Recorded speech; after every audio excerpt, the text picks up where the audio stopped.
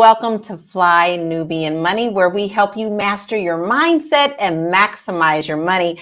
I am Laura Lala Key, international real estate agent, your host for today. And in this episode, we will discuss a viral video showing a woman fighting a man for questioning the bad behavior of her son.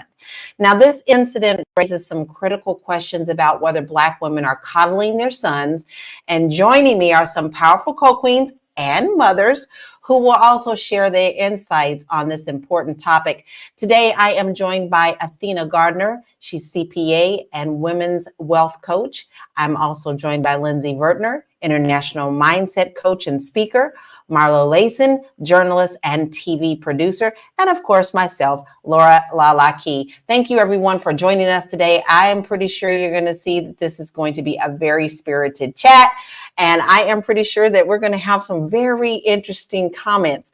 But before we really kick it off, guys, I really want to set up the stage. So while we're getting that video queued up, I want you to start thinking about, if this is one of your children, how would be your reaction to this? Because the world saw this and I was pretty appalled myself. So let's set the stage so they can really get this conversation rolling on what it means to us in our communities, especially. So while that's being queued, make sure that you know that you are watching us. Us is Fly Nubian Money. And we appreciate you watching. You can see us Monday through Friday at 1 p.m. You can catch us on Spotify. Yeah. You don't want to miss an episode. You just don't want to miss an episode because we are talking about things that directly affect our community. While we're waiting for that, I want to ask you, Marlo, do you have children? Yes, I do. I actually have my son is, he'll be 27 this year. I had to do the math. But yeah, I have a son. I didn't do the math right, y'all. He'll be 29 this year.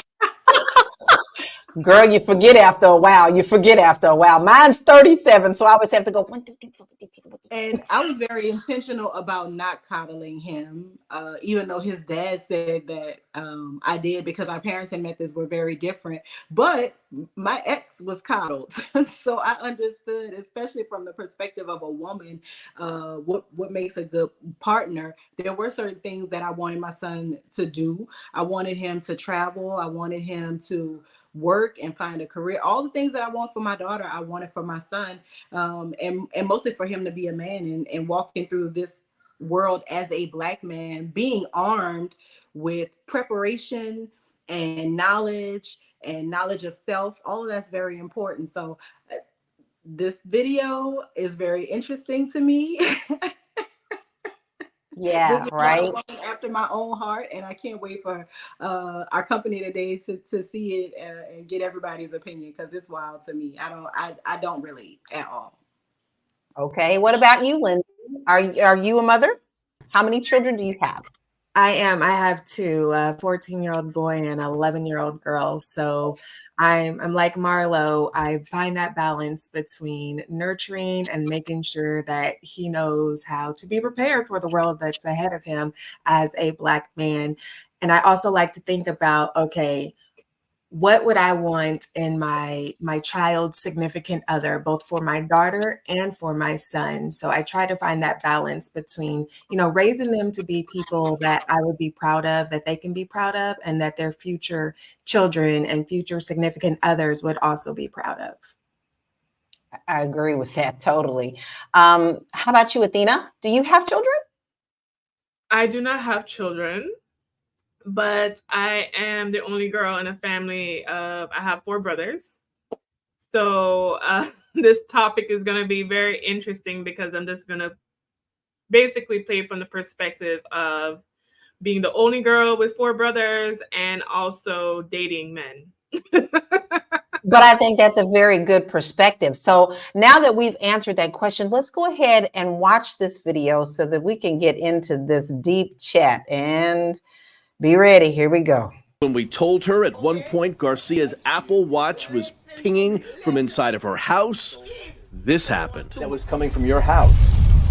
Stop! I told you, if you don't want to go to jail with me, She yanks the ID right off my neck and then claims that I hit her. Yes, yes. Put me in the camera. Put me in the camera. Put me in the camera. Police looked at the video. That's your proof you come to slap me. They got me my ID back and no charges were filed. Days later, Junior Bazile was in court for a status on that grand theft charge. I think we have a right to ask you. You're stealing passengers' luggage? Go away, sir. Nothing to say to the lady whose stuff you took? Woo, that was a little hard for me, ladies. It was a little hard for me. Now, before I ask you a question, I want to give you a little bit of back note on this. He was arrested and charged with grand theft since the value of the goods that he stole was over $750. And he faces up to 30 years in prison plus a large fine. All right, Marlo, I want to hear everybody's opinion on this video. So I'm starting with you. Marlo, what are your thoughts on this video? Ain't no way. I totally disagree with parents that uphold any amount of BS from their kids, right? I am the accountability police for building their morale. Their morale is not in the words of the Bible. That's a great guide, but I am the person that is there teaching them right from wrong, explaining to them why something is wrong. So, sir, you did what you did. The people found what they found, and you have to pay the piper. And prison is a horrible place. The United States justice system is not a friendly place for Black men. But Black men that do the crime need to go on and do the time. And mama holding and cussing this man out and being misplaced energy. Energy totally misplaced. No, ma'am. No, thank you. What is interesting is there's only one person on our chat, and the thing was, oh my God, the OMG, like I could just feel the cringing of that right now. We want to hear your thoughts about this video, and are we raising mama's boys? Are we letting them get away with things that they shouldn't be getting away from? Lindsay, what are your thoughts about this video?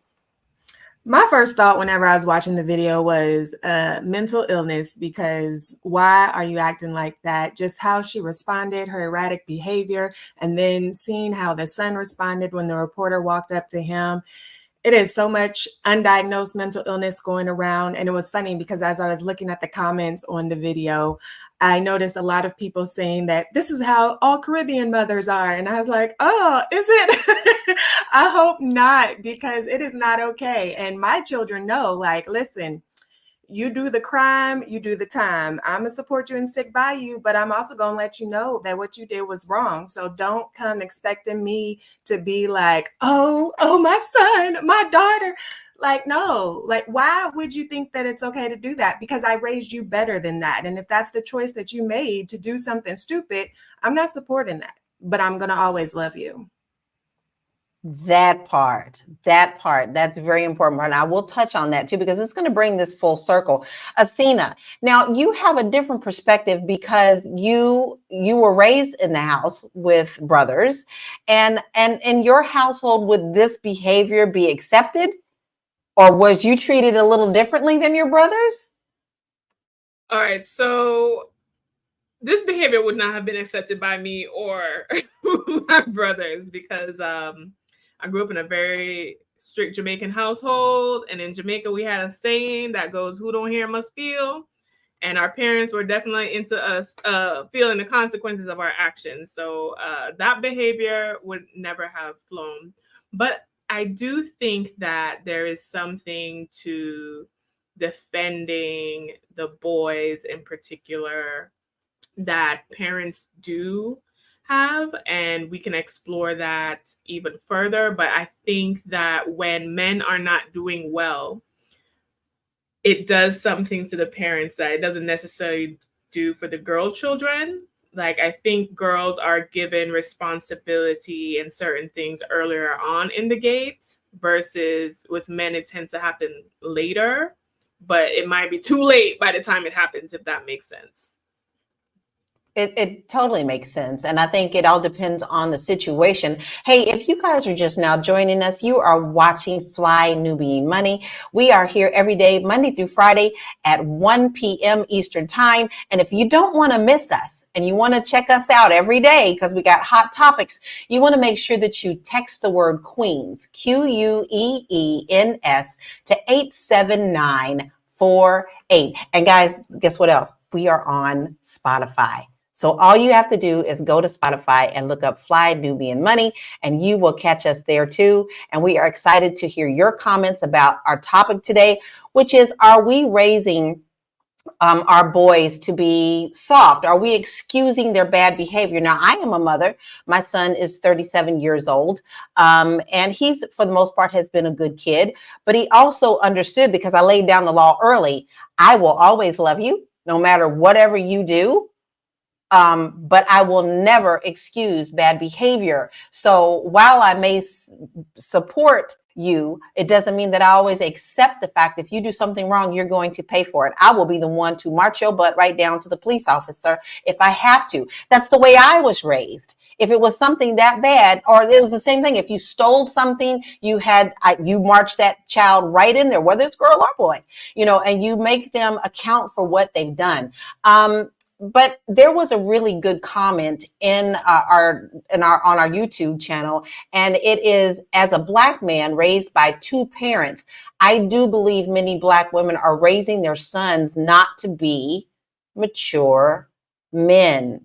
That is a very interesting comment. And Lindsay, I'd like to hear your take on that. Do you, as a coach, because you do coach, do you see things in your sessions with families? So I actually coach around leadership and development, but whenever I had my time in therapy, I saw it around actually a lot of mothers in general, not just Black mothers, where oftentimes the boy was allowed to do whatever, or the girls were like, okay, well, help your siblings with their homework, or help clean up, or help cook, and things like that. So there was definitely that balance between all of the cultures where the mother kind of coddled the son and expected the daughter to do all of the household things. So it's not just us Black women.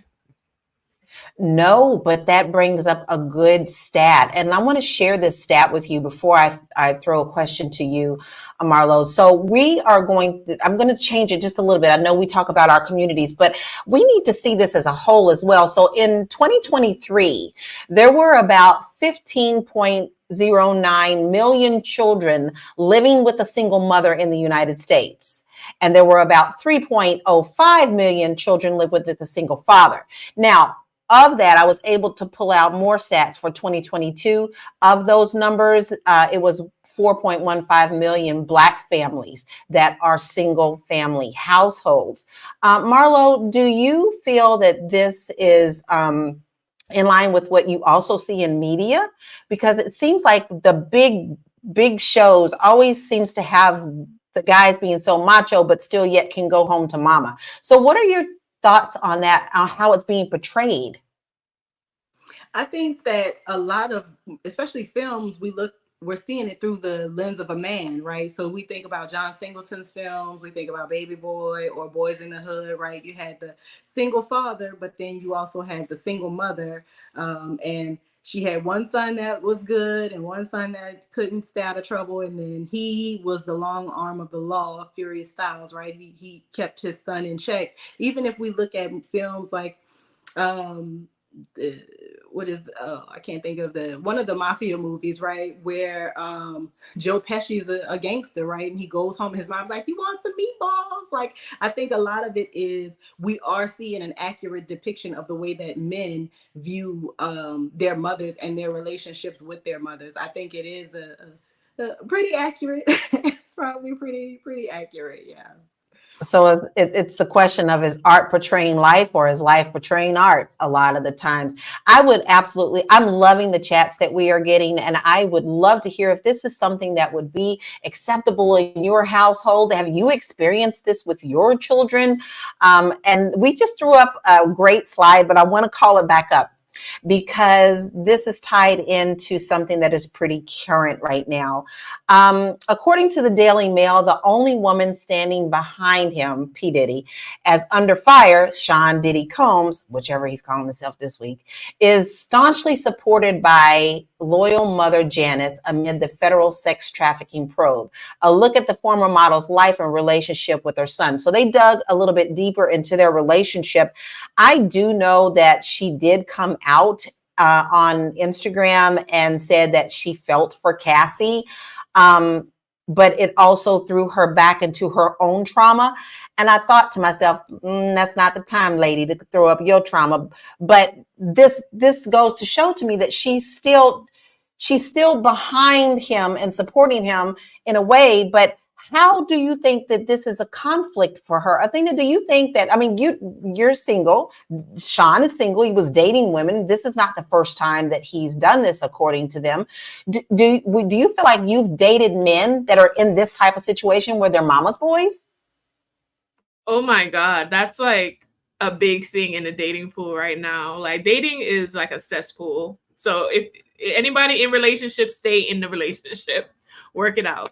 But what I will say is, yes, I've seen a lot of scenarios where, as I'm getting to know certain men, that I would categorize their relationships with their mothers as like emotional incest.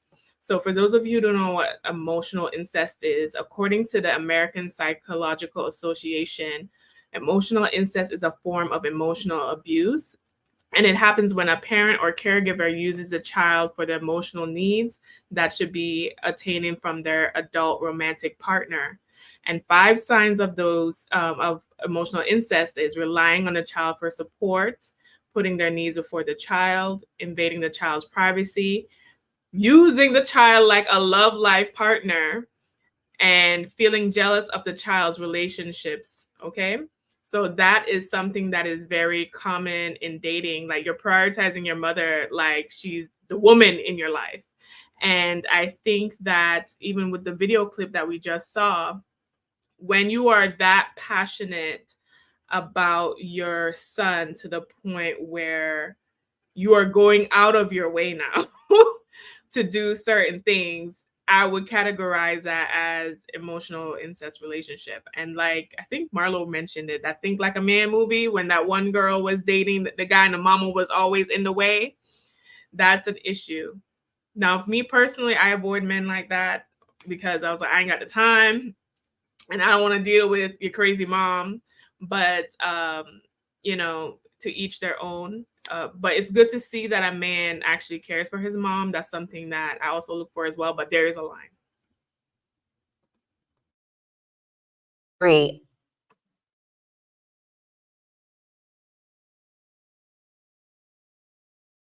I don't know why my computer wants to keep muting me. We have some great comments, guys, that I want to address.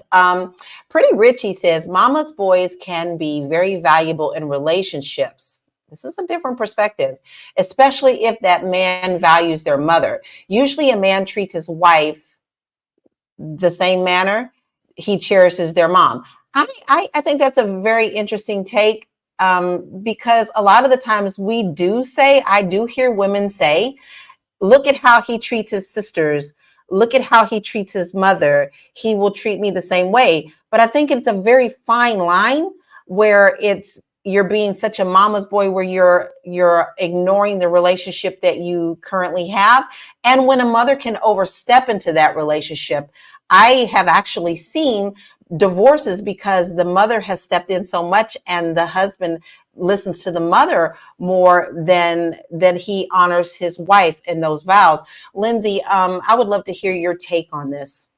Yeah, I noticed that comment as well. And there's definitely a fine line between valuing your mother and your sisters or any female relationships that you may have in your life, and then cherishing them and worshiping them. It's called boundaries that we have to think about. What are the boundaries that you have with your mother and or your sisters? Because that's going to make the difference between I treat women with respect, I value their opinion, I value my relationship, and I carry that over into my relationship with my significant other. And I allow them to overstep their boundaries. I allow them to know all of my business, all of my problems. I'm going to them for support instead of going to my significant other for support. Like, there's no reason, if we're having an issue, that you should be going to your mom first every single time we're having an issue, because that issue is between you and I. So there's a fine line between valuing the relationship and actually being a mama's boy.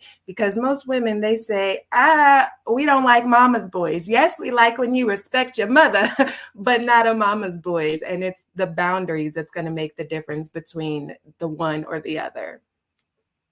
I think that's a great analogy. If you are just tuning in, you are watching Fly Nubian Money. We come on every day, Monday through Friday at 1 p.m. Eastern Standard Time. I am joined by some awesome queens, Athena, Lindsay, and Marlo. And today we're talking about, are we turning our boys into mama's boys? Are we overlooking their bad behavior? But you don't want to miss an episode. So you always want to make sure that you find out when we're on, where we're on. So text the word Queens to 87948 and you will get notification of when we go live. But we are also on Spotify. So please make sure that you go and subscribe, leave us a 5-star comment. We love all the conversation here. But if you also want to get your money right, because that's what we do here.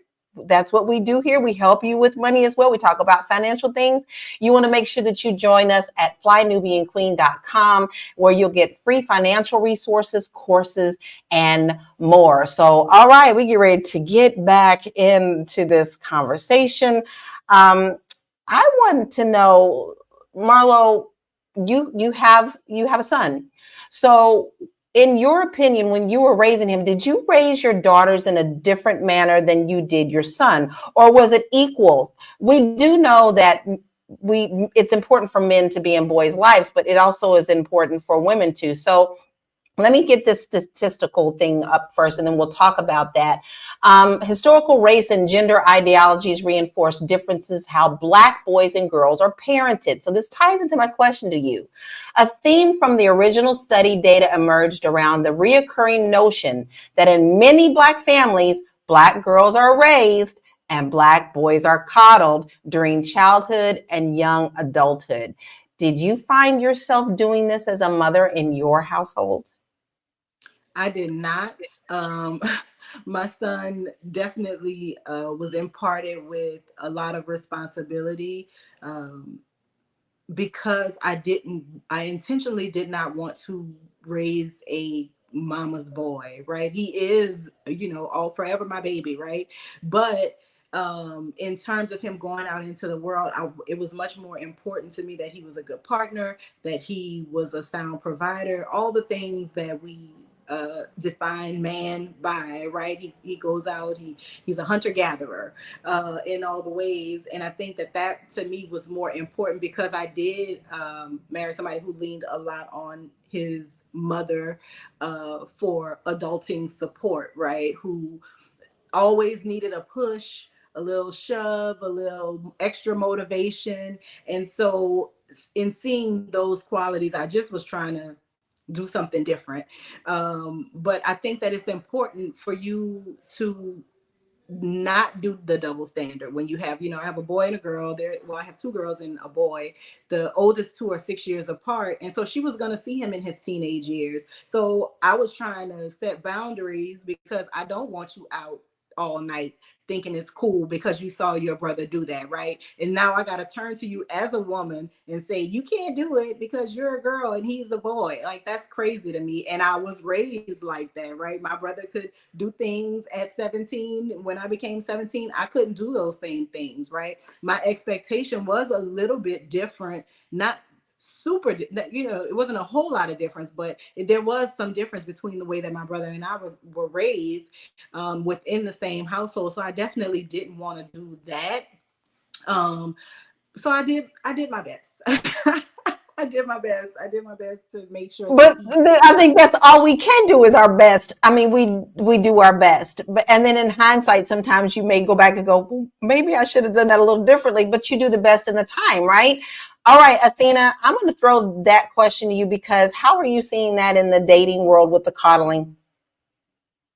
Oh my God. Not just even dating world, because I do feel like growing up, I was raised, my brothers got coddled. Like I definitely felt that. I've definitely expressed that to my parents, and even while they try to deny it, they have come to terms with the realities of that. Now, how that translates into dating, so a big issue I feel for me, because I feel like I'm also like an old soul. So I feel like I'm very mature for my age. So already it's like most men, I feel my dating bracket are not mature enough. And I feel like there's a sense of delayed adolescence. Like I don't really entertain certain type of men, but a lot of men are living at home. Roommate situation, barely, they might be good at their job and perform at their job, but their home life is very like in shambles, like house not cleaned, just basic like life skills. Definitely as far as like not wanting to be accountable for things. That's a big issue I've seen as well. Just stepping into full maturity of manhood, very hesitant to take on responsibilities at all, for like what I would think for themselves. Like I know men who are still like on their parents' like insurance and like, just full on manhood. Like you're ready to take on the responsibility of a wife and a family. I think that's very lacking. I agree. And our chat, our chat has really got some really good comments, ladies, and I want to bring them up. Danette said, I'm a baby boomer, and the boys are definitely different than the boys I grew up with. More men were in the home during my era and in the village, so that made a difference.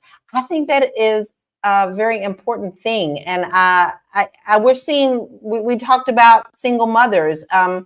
But I also talk about how I was raised in a village where, I saw us all being corrected. It didn't matter if you were a girl or boy. If you did something down the street, baby, you was going to get a spanking all the way down the street until you got home. So I do believe it is an important part is to be raised by that village. Also, I love what Charmaine said. It's natural for a mother to defend her child. We always run in defense for our children, but something like this, meaning the video that we are referring to today, is he has to be responsible for his action unless mom has the similar behavior. Did we not see her lose herself, snatching and hollering and screaming? So I would love to roll that video again, because I think we need to get back to the context of what this video is about and how this mother's reaction to her son stealing something could possibly lead into his behavior currently. So let's make sure that we get back to that. And I do have some more questions about that, because I have a very important question for you after that. So the video is being queued. Be ready, because it's kind of hard for me to watch, because I know that it's a tough one for some, but some mothers I know have acted this way with their sons as well. So while we're doing that, keep the comments coming. I am loving what you have to say. Make sure that you follow us, like, share, comment. Check us out on Spotify. Don't forget to subscribe. All the good things that we love in social media, we would love for you to do, because we love your comments and we love being able to talk to you. So while we're waiting for that to come up, Tiffany said, my great grandmother told her son and passed it down through the family, if you end up in jail, I'm not bailing you out. I think that directly ties to the video, because this gentleman is going to jail for what he's done. So, I mean, it's very interesting. Now, were you raised that, Lindsay? Were you told that? Were you told that when you were growing up, if you got in trouble, they wasn't coming to bail you out? Well, I was a good kid, so my mama didn't have to tell me that. I didn't want no whoopings. You could tell me twice, and I got it. Like, not even twice, just once was enough. And I learned from other people's mistakes. Oh, that's what happens to you? Oh, nope. Straight A's, let me mind my business. Let me do what I'm told. So she didn't have to worry about me. Lindsay, I only had one spanking in my life. And that was it. because that's all I needed. So yeah, I'm with you. Okay, video's ready, y'all. Get ready. Hold on to your seats. When we told her at one point Garcia's Apple Watch was pinging from inside of her house, this happened. That was coming from your house. Stop! I told you, if you don't want to go to jail with me. She yanks the ID right off my neck and then claims that I hit her. Yes, yes, put me in the camera. Put me in camera. Put me in camera. Police looked at the video. That's the proof you come to slap me. They got me my ID back and no charges were filed. Days later, Junior Bazile was in court for a status on that grand theft charge. I think we have a right to ask you. You're stealing passengers' luggage? Go away, sir. Nothing to say to the lady whose stuff you took? Ouch. I think that in that household, she may be an issue as well. All right, so I'm going to throw this question out there. I'm going to start with you, Marlo. What do you define as a mama's boy? I think a mama's boy is always looking to mama for the last word, right? He in everything in his life, he needs her approval.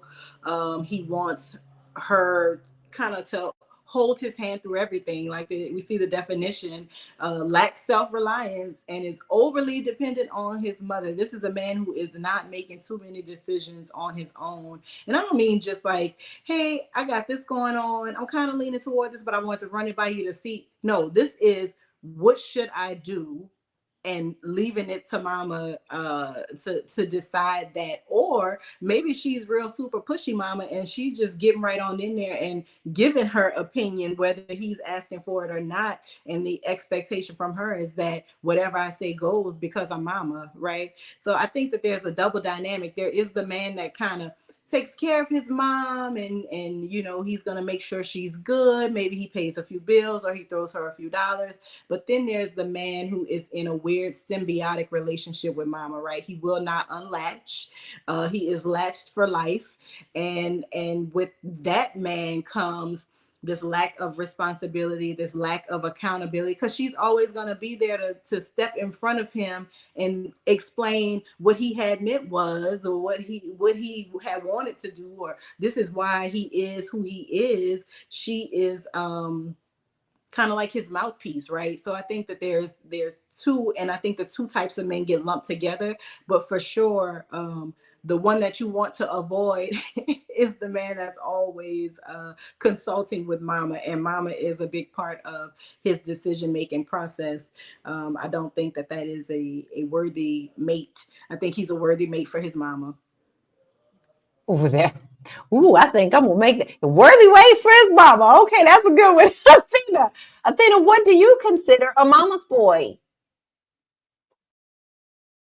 Exactly what the definition said. Someone that is overly reliant on his mom for decision making, prioritizes his mom to the point where it sabotages his relationships. Someone who is looking for his woman to be a mother figure to him, overly so. I think that's also a big issue, because I know a lot of the girls are saying that they're not trying to be a man's mother. Especially, and this was also interesting too, because I recently had a conversation about this topic, but the expectation that a lot of men just look at women as like, you know, a relationship with a woman as a woman's gonna just cook, clean, and do all this like servitude basically, and not really a partnership.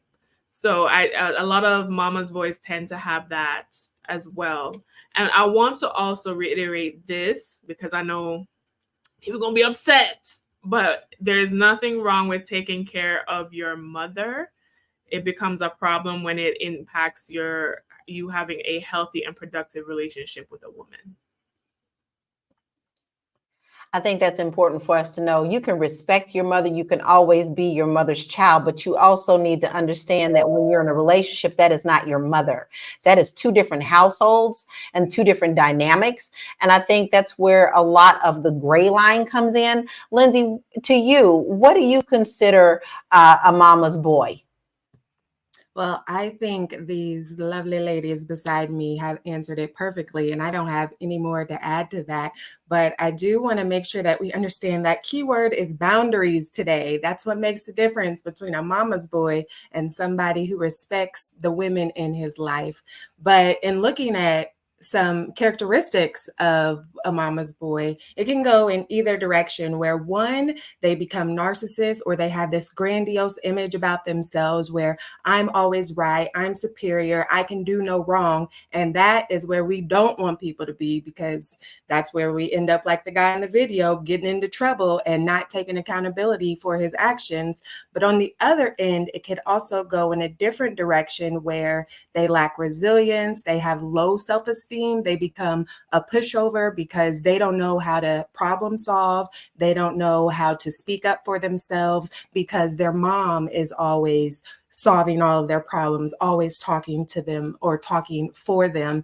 And they don't develop those skills that they need as an adult and that they need to have a healthy relationship moving forward. So there are a lot of different things that go into being a mama's boy, having emotional regulation issues. They don't know how to handle their emotions, so many different things, sense of entitlement. And so we have to make sure that we are having those healthy boundaries so that we aren't creating mama's boys if you are raising a son.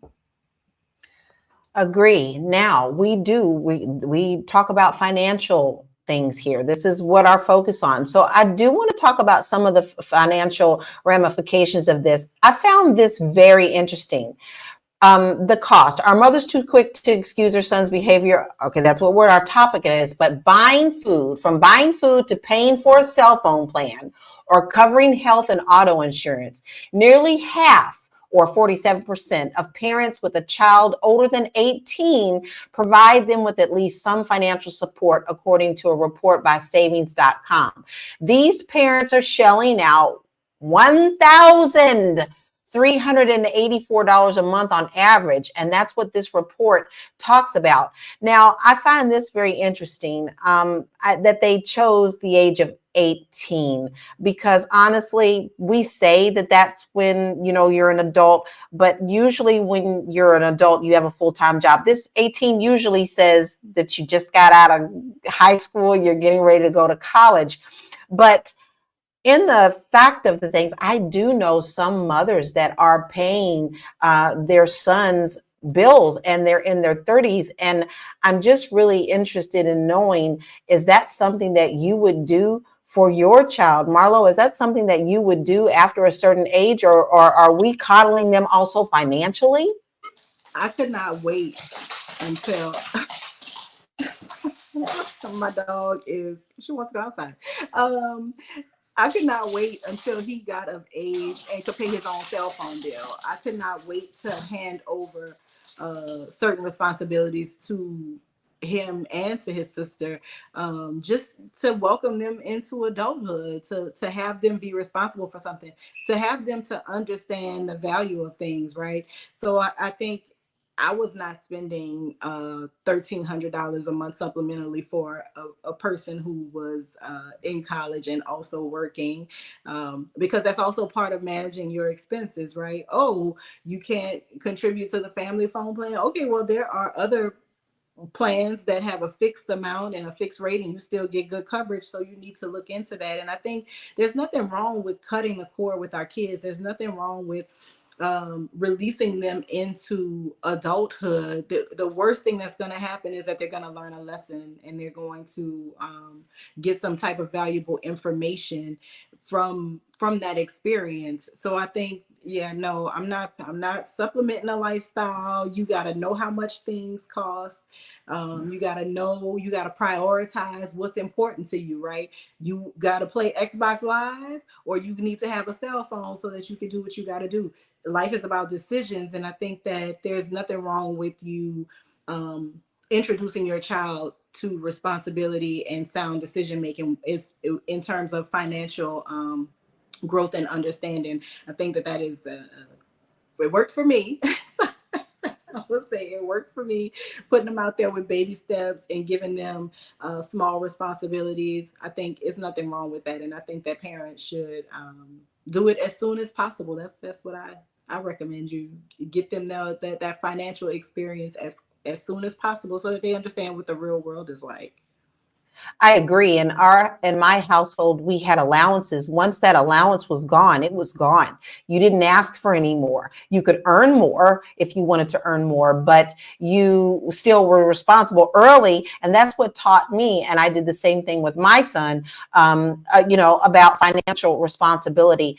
Listen, if you're just joining in, you are watching Fly Nubian Money, and we help you to raise your mindset and we maximize your money. Today, we're talking about a really hot topic. Are we raising our sons to be mama's boys, or are we supporting them in their bad behavior? And if you would love to continue to follow us, you can text the word Queens, QUEENS, to 87948. And you'll be notified of when we go live. We go live every day, Monday through Friday at 1 p.m. Eastern Standard Time. And guess what else? We are on Spotify. So you want to make sure that you go and look up our name, Fly Nubian Money, so that you can listen to us and take us with you everywhere you go. And since we are talking about money, we want you to make sure that you visit our website, flynubianmoney.com, and you'll receive financial resources, courses, and more.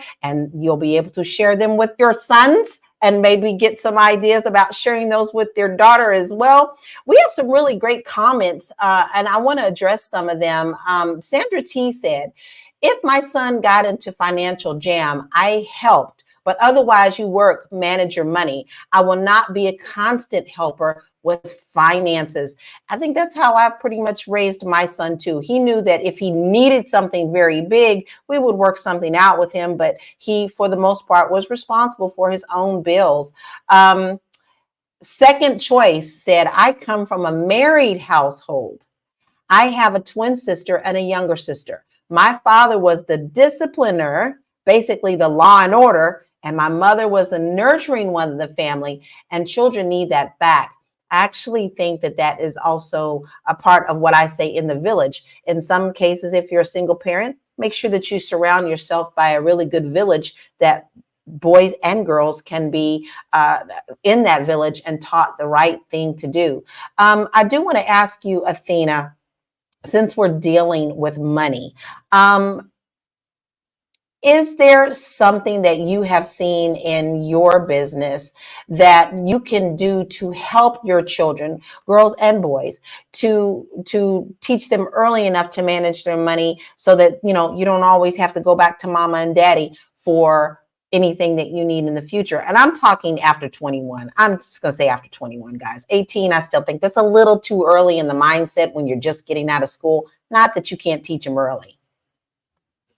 Well, I would say this, start as soon as possible. I think the mistake parents make is like, oh, when they're in teenage years, that's when I'll start putting the hammer down. No, you need to train up a child. A lot of what that child will achieve in life, a lot of that is programmed by age 8, psychologists say, therapists say, age 8. So you want to start to get them on the track. So open up custodial IRA accounts, college 529 accounts, have them as authorized signers on your credit card, build up their credit score, and talk to them about these things. Let them see you budgeting. Let them see you investing. You put their allowance on like a prepaid card so they can get used, or authorized credit card so they can get used to having to make payments and balance that way. When it comes to children that are 18 and older, a lot of them are going to be in that college transitional stage or in a trade or some form of school. At that point in time, you can still provide support, but also that is kind of like what I would say the training grounds. Like, you want to make sure that whatever money they're getting from student aid or wherever else, that they have some kind of fiscal responsibility around that, because then they're going to make mistakes once they leave the coop. After college age, so when they graduate or they start getting to their first career, I would say that's the time you definitely need to pull back as a parent if you haven't done that already. When I graduated college, I moved, started my first job, paid my apartment, all that in Atlanta by myself. My parents didn't cut me a check for that. So I think, especially when it comes to men, they definitely need to be cut off, because I see in a lot of situations they won't move until the environment or situation forces them to. I think that's a great comment. Lindsay, I touched a little bit on allowances. I'm curious to know, is that something that you do in your household? Absolutely. They get an allowance, but they also have to do their chores. Oh, you had to be told to do your chores how many times? Okay, that's going to cut back on your allowance. And whenever you get your allowance, you need to put some away for savings, put some away for giving, and then you can do whatever you want with the rest. We actually just had a conversation about, okay, what are you guys doing with your money?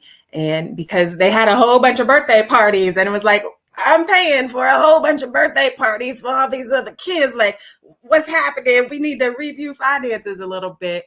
I know my little nephew was here and was with us for about a week, and I pulled my son to the side and I was like, hey, let's look up what it costs to actually take care of a child. Let's look up formula if the mother's not breastfeeding. Let's look up diapers and just see, because, you know, he's starting high school now. So we got to make sure we cover all the bases. This is what you don't want. You see that free money you got over there that you're about to go spend on some junk food? This is what you would be spending it on if, you know, you go in the wrong direction. So just taking the time to go through them, through the financials, through like, hey, look, this is what it costs to buy this many amount of groceries or this many household items for this week. And, you know, you have to be willing to budget that. How much is eating out versus cooking at home and all of the different things. So just pulling them into the finances of your household really helps to make sure that they're understanding financial responsibility and getting in the habit, because, you know, sometimes we get very taboo and not wanting to talk about our money and nope, you can't see, but that only does more harm in the long run, I think. I think it does too. And I've always included my son. If we went to the grocery, we would look at that. We would look at prices. He also was a Boy Scout. They also went through finances there. So I think I think that I took that, and this is an interesting take. I think that I took that because most of the time finances were not discussed in my home. And I was told that, you know, what goes on in this house stays in this house, and that includes finances. So I felt that I needed to break the cycle so that my son could understand what that life costs money. Is that something that you take up in your household, Marlo? Absolutely. With my younger children or with my older children, I say all three of my kids got a different version of me, right? My son, I was a young mom, so I was figuring it out for most of his life. My daughter, who's in the middle, she kind of got me on the trajectory of like figuring out my life. And my youngest daughter has me in the present, right? So she really is kind of like, more talk about finances, more talk about how things run, more. She has her bank account and her card, like Athena was saying. She's like, oh, I got Apple Pay or I got Apple Music. She's always complaining about Apple Music. I'm like, how can somebody without a job have a subscription service? Like, you need to manage your money when you get your deposits, when your dad gives you money, when I give you money. You need to do better with your money, because first of all, why are you subscribing monthly and you have no income, right? You're a beggar.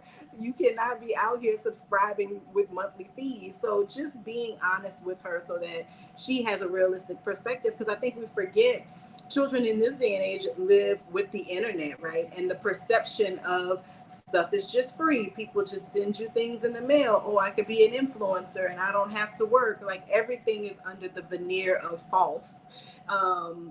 And so I think parents have to definitely be ready, willing, and able to pull back the veneer and let their children know what reality is in this day and age, right? Celebrity was unattainable when my older children were younger, right?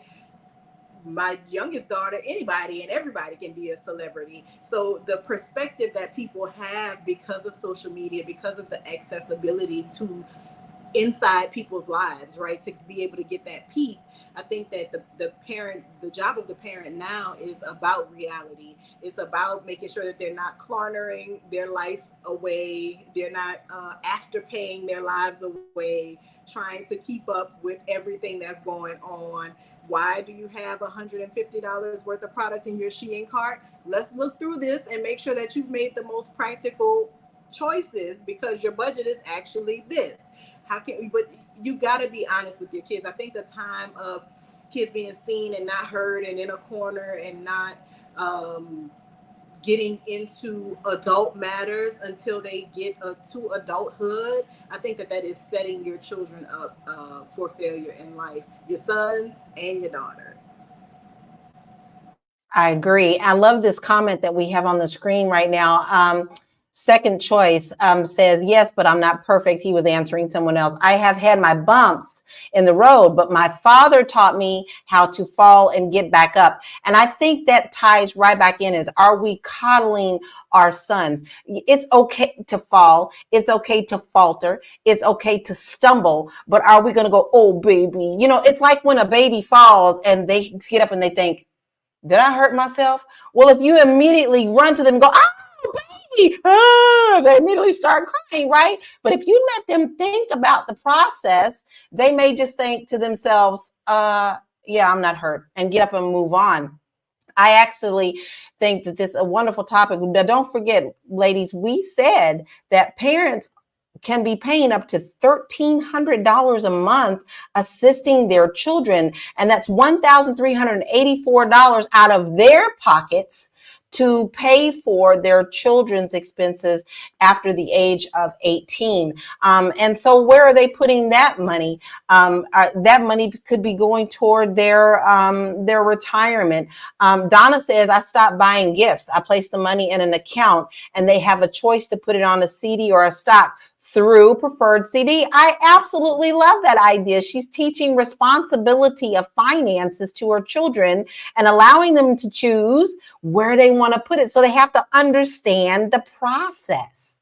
I think that we have to be a little bit more active in our children. That goes back to me saying that in my life, we didn't talk about it. And so therefore I wanted to change that.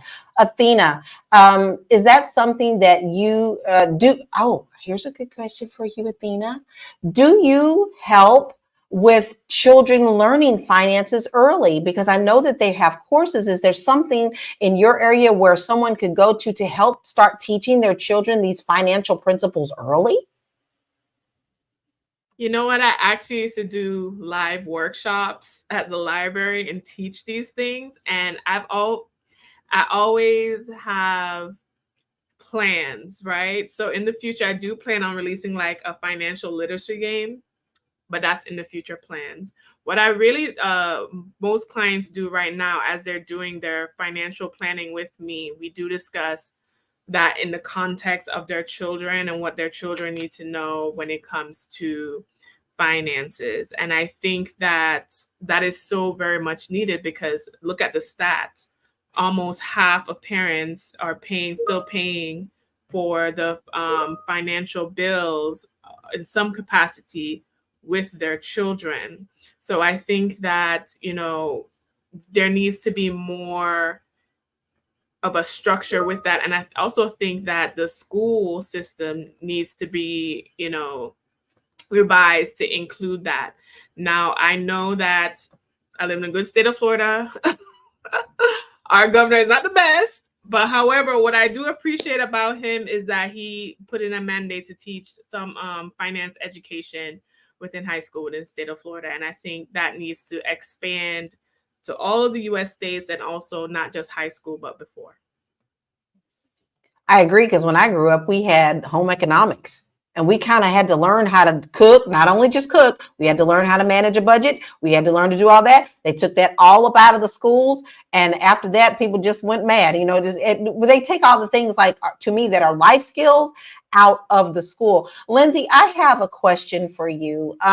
What are some actionable steps that parents can take to ensure that they are raising well-rounded and self-sufficient sons? Definitely therapy. going to therapy because you can't teach them what you don't know. And one thing you want to do is model emotional regulation so that they know how to understand their emotions, how to process their emotions, how to creative problem solve whenever issues come into their life, because that's a part of life. You're going to come across obstacles. You're going to hit maybe a financial issue here or a relational issue here, and you can't always go back and depend on your parent or your mother. And so if you don't know how to do those things, then you might have to do some healing and working on yourself so that you can model it for your children. And then just allowing them to make their own mistakes. Don't always be so quick to rush in and correct or problem solve for them. Like even with my children, especially as they were younger, something would be going on, or I could watch them trying to figure something out. And I would literally sit back and watch them and wait. And if they came to me too soon, I say, nope, you got it. You can do it. Trust your abilities, trust yourself. And just watching them work it through was amazing to see. And it's actually doing more for them as they grow. They learn how to problem solve. And so essentially you're there to provide that guidance. That's what you'll want to do. And if you don't know what to do for yourself, that's where you pull in resources or ask the people around you to help provide that guidance. Because like we said earlier, it truly takes a village. And that goes right into this awesome comment that we received from Tony Scott. We need to be accountable as a village. Who they, them, whoever, we need to find our village, whether it's our church, whether it's our neighborhood, whether it's our extended family. My grandparents had 9 children. Most of them still lived in the same community. So that was my village. So I think that is very important for us to teach as well. I know that I teach real estate early. I go to high schools, guys. I go to high schools and I teach them how they can buy something in college, rent out one room, pay their rent, and still have some type of equity when they get out of school. There are many ways that they can do that. So, and believe it or not, most of the time, it's the young men that come to that class. Usually it's 2 or 3 girls, usually about 5 or 6 males. It's really interesting to see that stat. So if you're just now joining us, you are watching Fly Nubian Money. We are here Monday through Friday at 1 p.m. Eastern Standard Time. We discuss some awesome topics around our communities and finances. You do not want to miss us. And if you're following us on YouTube, keep the comments coming. We love to hear everything that you're saying. But you can also be notified when we go live by texting Queens, QUEENS, to 87948, and you'll be notified. Also, you want to make sure that you take into account that you're instilling these things into your household. So if you want to get your money right, go to our website, flynubianqueen.com, and get our free financial resources and courses. Today, I'm actually joined by Athena, Lindsay, and Marlo, and we're discussing if we're coddling our boys a little too much. I want to get your final thoughts on this, but I also want to say one thing. When we coddle our boys, when we don't hold them accountable, they do not make good spouses for anyone else. And I have to say, shout out to my mother-in-law, because to me, she's my mother. She has always been very fair. My husband is a wonderful spouse, a wonderful partner, and she's never been takes sides to that. She's always been a good mother. So to me, she's raised a wonderful man and raised him to be a wonderful spouse. And so before we get our final thoughts, I want you to know that you can start your financial talking with your family. Make sure that you go to flynubianmoney.com so that you can get your free financial resources, because we have a lot to help you. And all you need to do is know the ABCs. If you don't know where to start, go to the website, get your first beginning. You can't reach the goal if you don't start at the starting line. So I would love to hear your final thoughts, Marlo, about this. I'm going to throw it to you first. And please let us know where we also can find you. So in closing, I think that it's okay to let your kids go. right? It's not okay to have 6-year-olds be feral and do their own thing, but age appropriate responsibilities are not going to break your son or your daughter. But it seems people understand that about the daughter, not so much about the son.